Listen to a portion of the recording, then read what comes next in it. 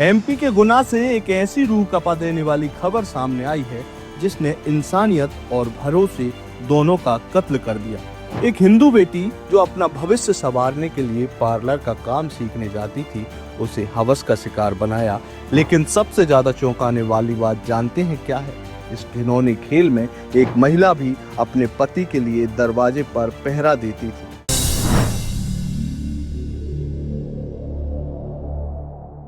दरअसल यह पूरा मामला गुना के कैंट थाना क्षेत्र का है, जहां 22 साल की एक युवती जो कि मुस्लिम समुदाय की एक महिला के पास पार्लर का काम सीखने जाती थी। इसी दौरान यह युवती जिस महिला के यहाँ पर पार्लर का काम सीखने जाती थी, उसके पति ने इससे 4 महीनों तक दरिंदगी की। पीड़िता का आरोप है कि आरोपी आरिफ ने उसे घर बुलाया और उसके साथ वहां पहली बार दरिंदगी की।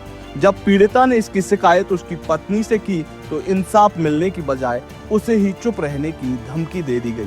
आरोप है कि इसके बाद आरोपी की पत्नी खुद उसे धमकाकर अपने पति के कमरे में भेजती थी और बाहर पहरा देती थी, ताकि उसका जिहादी पति एक हिंदू बेटी के साथ अपनी हवस मिटा सके। हद तो तब हो गई जब शनिवार को आरोपी ने फिर उसे धमकाकर अपने घर बुलाया। इस बार वहां आरोपी का भाई भी मौजूद था।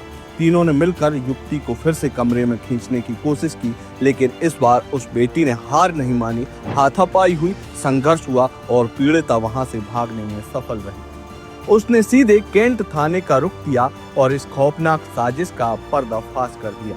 कैंट थाने में कल एक मामला सामने आया था, जिसमें एक महिला द्वारा बताया गया था कि एक व्यक्ति द्वारा उसके साथ गलत काम किया गया है और उसमें उसके भाई और उसकी पत्नी ने सहयोग किया था उसका गलत काम करने में।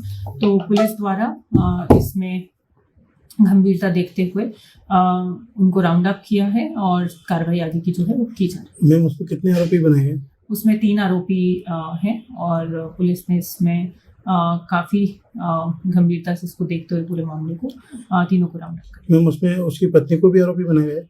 जी, पुलिस ने आरोपी पति, पत्नी और उसके भाई तीनों के खिलाफ एफआईआर दर्ज कर ली है। लेकिन सवाल यह है कि आखिर एक महिला दूसरी महिला की दुश्मन कैसे बन सकती है? क्या कट्टरता या हवस इतनी बड़ी हो गई कि रिश्तों और मर्यादा की सारी हदें पार कर दी जाए? इस पूरे मामले के बाद मध्य प्रदेश में एक सनसनी है कि कैसे एक महिला ही दूसरी महिला का शोषण करा सकती है, वो भी अपने पति से ही। अब सवाल उठता है कि क्या ऐसी मानसिकता वाले दरिंदों के लिए हमारे कानून में कोई जगह होनी चाहिए?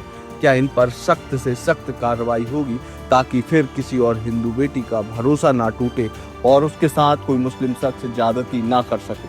आपको यदि यह रिपोर्ट पसंद आई हो तो इसे शेयर करना ना भूलें। इसके अलावा आपने अब तक आयुध को YouTube पर सब्सक्राइब नहीं किया तो सबसे पहले सब्सक्राइब कर लीजिए। इसके बाद आप हमें Facebook, ट्विटर और इंस्टाग्राम पर फॉलो करना ना भूलें। आपका बहुत बहुत धन्यवाद। लगातार जुड़े रहने के लिए आयुध को सब्सक्राइब जरूर करें।